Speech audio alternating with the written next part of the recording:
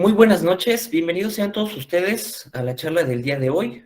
Me presento, soy el abogado Julio César Maldonado Carrera. El día de hoy voy a estar con ustedes para la charla que vamos a tener sobre pensión alimenticia compensatoria y compensación de bienes.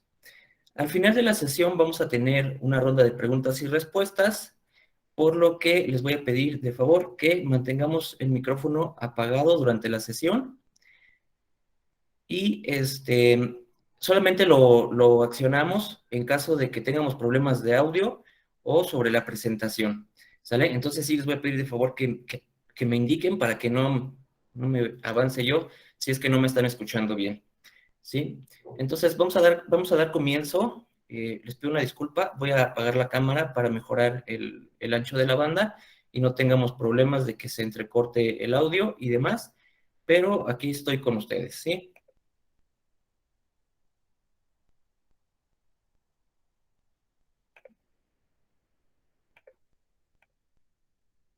Muy bien, pues vamos a comenzar. Pensión alimenticia y compensación de bienes. Y pues para comenzar, yo considero importante ver lo básico que sería en este caso la pensión entre cónyuges. Una pregunta, ¿sí me escucho claro? ¿Sí me Sí, escuchan? Ah, ok. Sí, Sí, gracias. claro. Sí, Lick, todo bien. Ah, perfecto, muchísimas gracias. Sí, entonces vamos a comenzar con pensión entre cónyuges para que podamos notar la diferencia entre nuestros requisitos de procedibilidad y a partir de qué momento lo vamos a solicitar y qué es lo que necesitamos acreditar dentro de nuestro juicio, ¿sí? Entonces, vamos a comenzar con pensión entre cónyuges y esta tiene su deber precisamente en el matrimonio, es decir, cuando todavía existe un vínculo matrimonial, ¿sí? Es decir, todavía están casados. Y vamos a ver que se puede complicar un poco cuando queremos cambiar a cuando ya son excónyuges, que es precisamente cuando aplica nuestra pensión compensatoria en cualquiera de sus dos modalidades y la compensación de bienes, ¿sí? Entonces, nuestra codificación nos dice precisamente que el deber nace de la solidaridad y asistencia mutuos de la pareja, ¿sí? Así nos lo define, de ahí nace la obligación. Estamos casados y tenemos un deber de solidaridad y asistencia mutuos dentro de la pareja, ¿sí?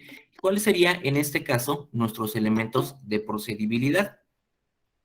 Bueno, pues acreditar nuestra relación jurídica que genera la obligación. ¿Cómo lo acreditamos? Bueno, pues con el acta de matrimonio, ¿sí? 2, la necesidad de recibir alimentos. 3, la capacidad económica del deudor. Anteriormente, y casi en todas las codificaciones, al menos las que todavía no se hayan cambiado, teníamos 3 elementos para acreditar la procedencia de alimentos. 1 era la relación jurídica, 2 era la necesidad y 3, acreditar como tal la capacidad económica del deudor. Algunas codificaciones ya lo están modificando. ¿Para qué? ¿Por qué? Porque nos encontramos en una realidad en la que es muy difícil a veces acreditar. Tenemos por ahí un micrófono encendido, si me pudieran hacer favor, apagarlo. Permítanme un segundo. Ya lo silencié. Teníamos que acreditar esos tres requisitos de cajón, ¿no? Pero nuestra realidad social era que muchas veces no teníamos forma de acreditar la capacidad económica del deudor. Entonces, en ese sentido, pues nuestra codificación evoluciona, ¿no? Y nos dice que cuando no sean comprobables los ingresos económicos del deudor alimentario, se deberá resolver en base a la capacidad económica y nivel de vida del deudor y de los acreedores que hayan llevado en los 2 últimos años. ¿Cómo podríamos llegar a esa conclusión? Bueno, podríamos llegar a la conclusión a través de una pericial en trabajo social que determine a través de sus gastos cuál es el posible ingreso de nuestro deudor económico, ¿sí? Entonces, ya no nos los marca exclusivamente como un requisito que debamos cubrir. Acredítame la capacidad del deudor, ¿no? En ya casos muy extremos, eh, se está tomando el criterio de fijar la pensión en base a salarios mínimos, un salario mínimo diario que por 30 días nos resulta aproximadamente en 4,000 pesos y cachito, ¿sí? Entonces ya tenemos ahí una ayuda cuando se nos complica demasiado acreditar la capacidad económica del deudor, porque recordemos que siempre hemos tenido en cuanto a alimentos que encontrar ese equilibrio entre la necesidad y la capacidad económica del deudor, ¿sí? Es decir, a pesar de que la necesidad pueda ser mucha, si la capacidad económica del deudor es menos que la necesidad, bueno, pues no se le puede obligar, ¿no? A lo mejor la necesidad del acreedor alimentario es de, no sé, nos llega a acreditar unos 10, 15,000 pesos, pero el deudor alimentario apenas gana 7,000 pesos mensuales, bueno, entonces ahí tendríamos un problema. ¿Sí? ¿Por qué? Porque deben existir un equilibrio entre ambos para que se pueda fijar una pensión alimenticia, pues justa, ¿no? No pedir, recordemos que nadie está obligado a lo imposible, entonces podría ser muy complicado. Bueno, entonces ya que tenemos la base, que es, por ejemplo, entre cónyuges o entre concubinos, permítanme, voy a apagar este micrófono. Recuerden, por favor, chequen ahorita todos que tengan sus micrófonos apagados, si no nos están interrumpiendo. Por favor. Ya tenemos nuestra base, pensión entre excónyuges. Es cuando todavía está vigente nuestro vínculo matrimonial. Ahora sí, vamos a ver la pensión entre excónyuges. Y esta va a surgir a partir de la disolución del vínculo matrimonial, ¿sí? O de la terminación del concubinato, porque poco hablamos muchas veces del concubinato, pero también le aplica al concubinato, ¿sí? Entonces podemos hablar de la pensión entre exconcubinos. También hay derechos y obligaciones al disolverse el concubinato. Ahora, doctrinariamente, pues se le ha llamado a través de los criterios de la Corte, pues como pensión compensatoria, ¿no? En cualquiera de sus dos vertientes. Sin embargo, pues me van a decir, es que en mi codificación no viene pensión compensatoria, ya lo chequé todo de pies a cabeza y no encuentro lo que tú me estás diciendo, abogado. Bueno, pues sí, es cierto, no lo vamos a encontrar como tal dentro de nuestra legislación.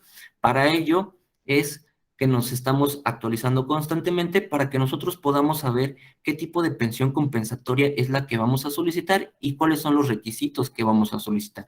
Entonces, lo vamos a encontrar en nuestro código únicamente como pensión alimenticia, ¿sí? A lo mejor nos puede hacer la, la referencia entre excónyuges, entre exconcubinos, pero solo la vamos a encontrar como pensión alimenticia, incluso cuando en donde ya se encuentra legislado el divorcio incausado, y digo ya se encuentra legislado porque nos hemos encontrado que hay algunas entidades en las que todavía no está legislado, los abogados incoan la acción a través de las jurisprudencias y todavía no se encuentra reglamentado como tal, ¿no? Pero en donde sí ya lo tenemos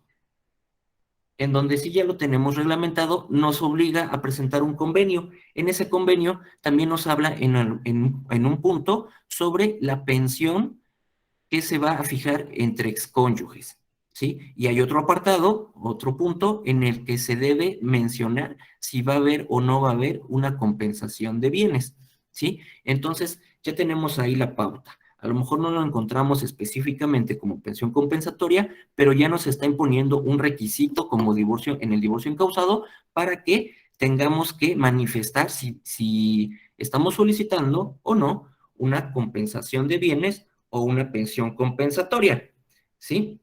Y recordemos que en el divorcio encausado, pues prácticamente lo que dice nuestro convenio,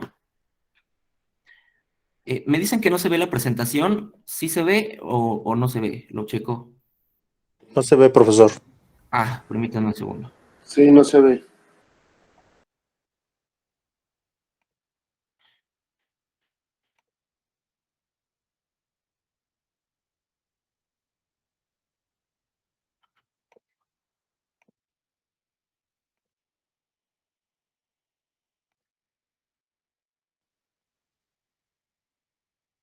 Ya, una disculpa, ¿ya se ve? ¿Ya lo tenemos en pantalla? Sí, ya se ve, Ya se ve gracias. mucho, profesor. discúlpenme. Este, sí, entonces, ¿en qué me quedé? Mm, no lo vamos a encontrar como tal, ¿no? Entonces, recordemos que en divorcio incausado, nuestro convenio que vamos a acompañar, pues son prácticamente nuestras prestaciones, ¿no? Lo que estamos pidiendo. Nuestra propuesta de convenio va a versar precisamente sobre todo lo que estamos pidiendo en cuanto a guardia y custodia, alimentos para menores, alimentos para cónyuges y pensión compensatoria. ¿Sí? Y todo lo demás, visitas y convivencias, ¿no? Entonces, ya cuando entramos a la fase contenciosa, pues si no está de acuerdo el otro cónyuge, pues emitirá su contrapropuesta, ¿no? Y si no llegamos a un acuerdo, pues ya nos vamos a la parte contenciosa a través del incidente, ¿sí? Entonces, ¿dónde encuentra su fuente esta pensión compensatoria? Bueno, lo encuentra cuando a partir de la disolución del vínculo matrimonial exista un desequilibrio económico, ¿sí? Que vaya a afectar a alguna de las partes, ya sea hombre o mujer. Esta acción pues nació pensando o resolviendo asuntos de mujeres, pero es aplicable tanto para hombres como para mujeres, ¿sí? Entonces, a partir de la disolución existe un desequilibrio económico y a partir de ello podemos nosotros identificar de qué tipo de afectación estamos hablando para saber cuál va a ser la pensión compensatoria que vamos a solicitar, ¿sí? Y tenemos dos, la pensión compensatoria asistencial y la pensión compensatoria resarcitoria, ¿sí? La primera, la asistencial, ¿qué tipo de afectación tiene que existir para que nos pueda aplicar? Bueno, tiene que existir una afectación en la que a partir de la disolución del vínculo matrimonial exista una imposibilidad de uno de los cónyuges para hacerse de una independencia económica, es decir, para subsistir. Entonces ya le encontramos el motivo de ser al nombre de asistencial, ¿no? Es decir, yo al disolverse el vínculo matrimonial, pues prácticamente me quedo en la calle. ¿Pero por qué me quedo en la calle? ¿Por qué me va a poder aplicar este tipo de pensión?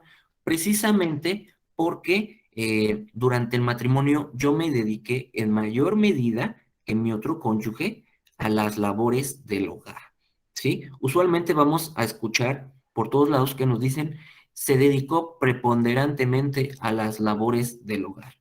¿Sí? Hubo mucha confusión cuando comenzó a salir la acción en cuanto a los criterios que tomó la Corte, porque los juzgadores consideraban que la palabra preponderantemente significaba que si la persona estaba alternando las labores del hogar con algún trabajo, y este trabajo le consumía más tiempo que las labores del hogar, no le podía asistir la pensión compensatoria.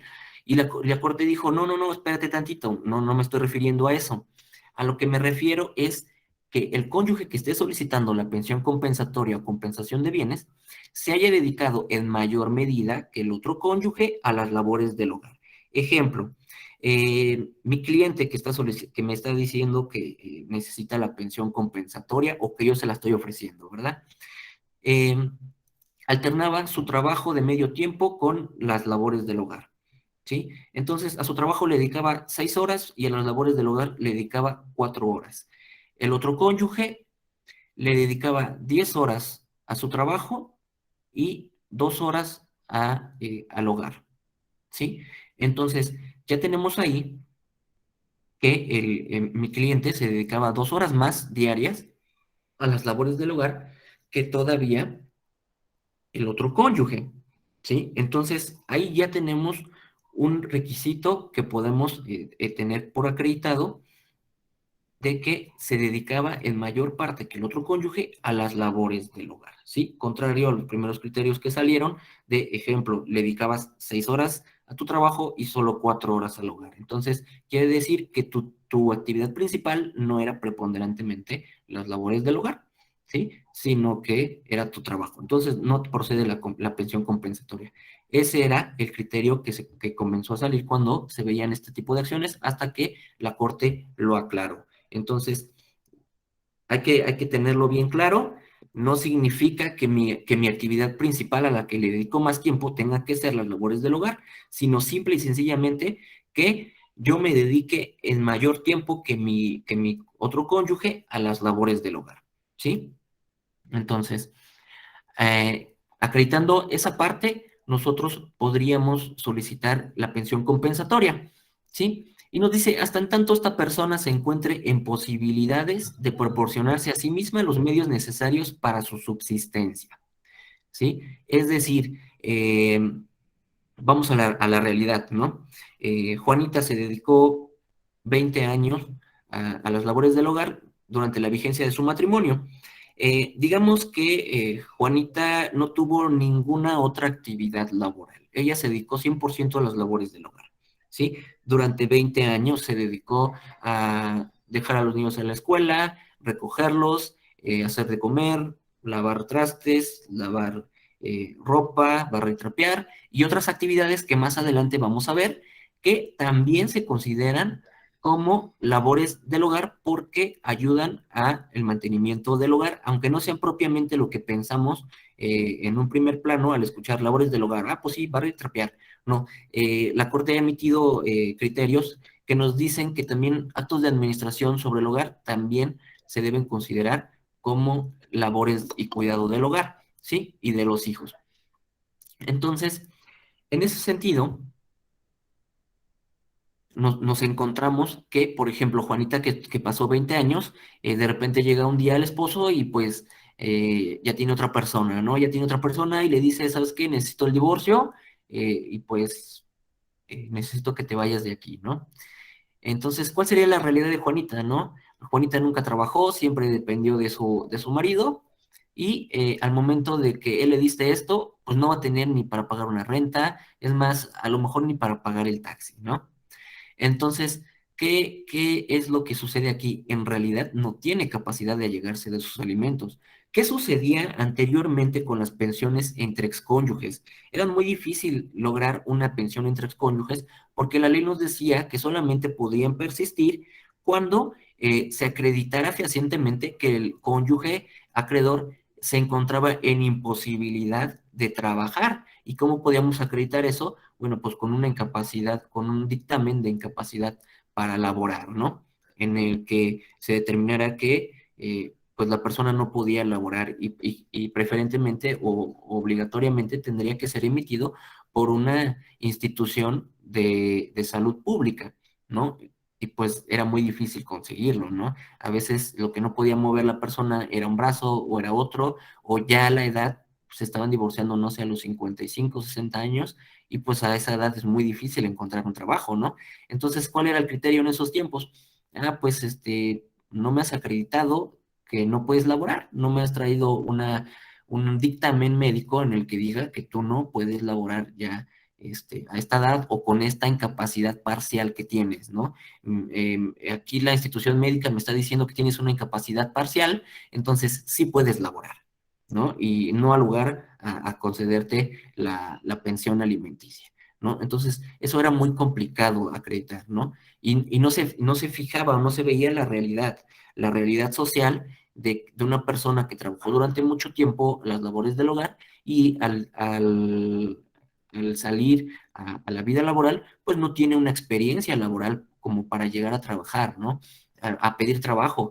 ¿Qué le va a poner a su currículum? ¿Qué le va a poner a su solicitud de trabajo? Estuve 20 años trabajando labores del hogar, ¿no? Entonces, es muy difícil a esa edad encontrar trabajo, ¿no? Entonces, precisamente por eso nos dice, hasta en tanto esta persona encuentre posibilidades de hacerse de sus propios medios de subsistencia. Y por regla general nos ha dicho la Corte que la duración de la pensión compensatoria debe ser durante el mismo tiempo que duró el matrimonio. ¿Sí? Y a mi parecer, tiene mucha lógica porque es el mismo tiempo que tú perdiste, que estuviste dedicándoselo a la familia, entonces el mismo tiempo debe durar la pensión. Te otorgo el mismo tiempo para que tú puedas encontrar la forma de hacerte de tu propia subsistencia, de una independencia económica y puedas hacerte cargo de ti misma, ¿no? Entonces, en ese sentido, por eso nos dice, hasta en tanto está en posibilidades de hacerse de su propia subsistencia, ¿sí? Ahora, pensión compensatoria en su modalidad de resarcitoria. Y nos dice que va a proceder para compensar pérdidas económicas sufridas durante la vigencia del vínculo matrimonial, ¿sí? Así como el costo de oportunidad. ¿Cómo podemos definir el costo de oportunidad o cómo podríamos nosotros descifrar si nos aplica, si le aplica a nuestro cliente o no esta pensión compensatoria en su modalidad de resarcitoria? Bueno, vamos a identificar cuál sería el costo de oportunidad de la manera más simplificada posible, ¿sí? Y aquí les puse opciones de empleo perdidas. ¿Cuál podría ser una opción de empleo perdida? Bueno, resulta que yo alternaba mi trabajo con las labores del hogar, ¿sí? Entonces, como lo comentábamos, la única forma pues, de alternarlo es un trabajo de medio tiempo, ¿no? Trabajo de medio tiempo, 6 horas, y yo me levantaba a las 7 de la mañana, levantaba a mis hijos, les servía desayunar, los llevaba a la escuela, no sé, a la escuela a las 8 de la mañana, 9 de la mañana ya estaba en mi trabajo, y a las 2 de la tarde ya estaba afuera para recoger a mis hijos a las 3 de la tarde, llegar a la casa, hacer de comer, hacer aseo y esperar a mi marido, ¿no? Entonces, estamos hablando de que esta persona que asumió ese rol del hogar solamente puede trabajar 6 horas, ¿no?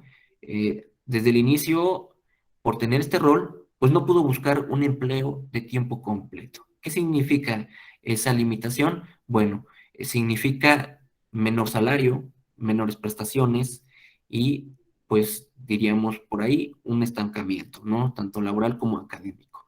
¿Por qué? Porque eso no solamente le va a mermar en cuanto a las oportunidades laborales, sino también le va a mermar en cuanto a capacitación, preparación académica. ¿Por qué? Porque pudo haber, durante ese tiempo, haberse presentado a algunos cursos o talleres, si es que no tiene una carrera, o a lo mejor terminar su carrera, terminar una preparatoria, terminar una maestría, pero en lugar de dedicar su tiempo a eso, lo dedicó a las labores del hogar, mientras que el otro cónyuge tenía un trabajo de tiempo completo en el que no trabajaba 8 horas, sino que trabajaba 10 o hasta que se acabara el trabajo, y fines de semana pues estudiaba su maestría, ¿no?